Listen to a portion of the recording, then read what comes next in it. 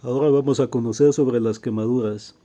Esto es un tema muy importante ya que debemos de conocer el manejo adecuado para evitar las complicaciones más graves de las quemaduras.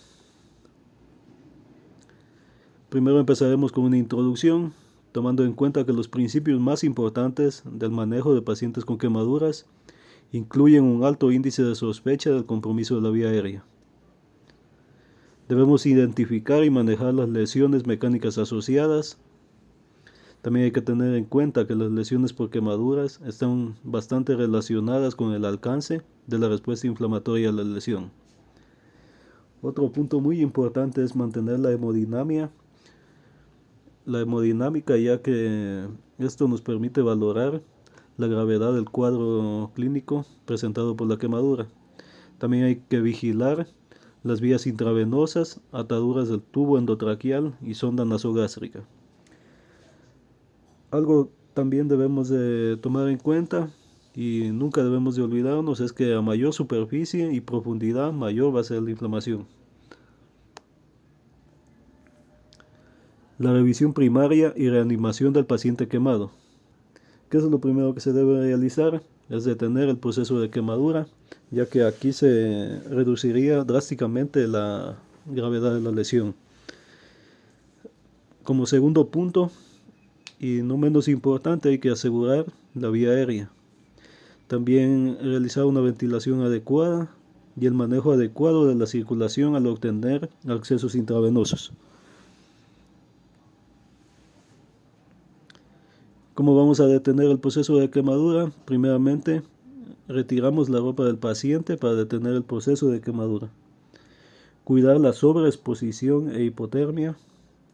También debemos de tener en cuenta la contaminación de la lesión, con escombros, agua contaminada, etc. Debemos de descontaminar el área quemada. ¿Y con qué lo vamos a realizar? Pues con solución salina tibia. Y por último debemos cubrir con cobertores limpios y secos la quemadura. Asegurar una ventilación adecuada. Aquí los requerimientos para el diagnóstico de la lesión por inhalación.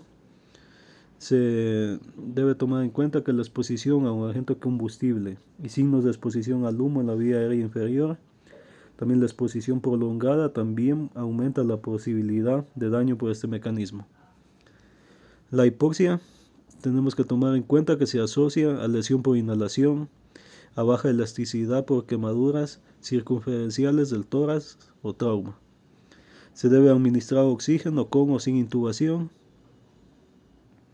Otro tipo de exposición es la exposición a monóxido de carbono en pacientes quemados que se encuentran en lugares cerrados. Y aquí no solo es más complejo el cuidado de los pacientes con lesiones por inhalación, sino que también aumenta el doble de la mortalidad. La evaluación del paciente, eso es muy importante para poder luego valorar el pronóstico y también el tratamiento adecuado que se va a realizar a nuestro paciente. Primero se debe determinar el grado de quemadura. Luego también se debe valorar lo que es el área y el porcentaje de superficie corporal total quemada y la profundidad. El historial y la lesión es muy importante para conocer la etiología de la quemadura, el procedimiento de cómo se haya realizado, el tiempo. También hay que tomar en cuenta las lesiones asociadas en el sistema nervioso central, miocárdicas, pulmonares y abdominales. Las fracturas también no podemos olvidarnos de valorar lo que son las fracturas, el tiempo de exposición de la quemadura en espacios cerrados, aquí que se va a tomar en cuenta. Lo principal son las lesiones por inhalación, seguido por encefalitis por anoxia. Y en los antecedentes patológicos personales, los medicamentos que consume el paciente, alergias, eso también es muy importante, y la inmunización antitetánica que no nos debemos de olvidar. Profundidad de la quemadura.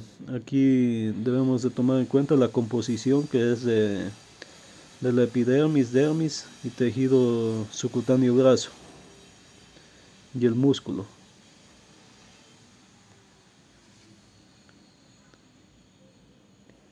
El abordaje de la reanimación. Aquí las primeras 24 y 48 horas en quemaduras importantes se debe tomar en cuenta la depresión del miocardio y el aumento de la permeabilidad capilar y cambios de líquidos y agotamiento del volumen intravascular. Se debe colocar 2 vías intravenosas de gran calibre y la piel no quemada.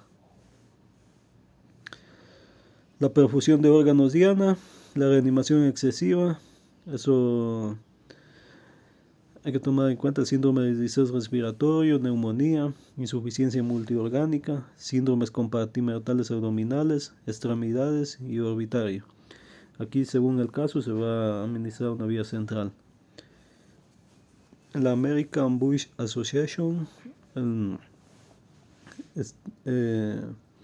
aquí nos habla acerca del mayor al 15% de la superficie corporal total quemada, una reanimación con líquidos, quemaduras importantes. Se puede intravenoso a través del tejido quemado, evitar demoras en la reanimación. Aquí en quemaduras moderadas o graves se debe utilizar lactato de Ringer. Otro punto importante que debemos de tomar en cuenta es reducir la acidosis hiperclorémica con solución salina al 9%. También satisfacer las necesidades iniciales de líquidos, mantener la diuresis de un aproximado de 0.5 mililitros por kilogramo por hora. Si la producción de orina cae, si no se mantiene la diuresis, si la producción de orina cae, se debe realizar una reanimación inadecuada, se infunde líquido adicional, bolo de cristaloide intravenoso aproximadamente de 500 a 1000 mililitros. La reanimación adecuada, el paciente está estabilizado, se puede cambiar a dextrosa al 5%, en solución salina al 0.45%, más con 20 miliequivalentes de cloruro de potasio por litro. El manejo del dolor y la ansiedad. Aquí lo principal que se utiliza es morfina intravenosa en quemaduras importantes.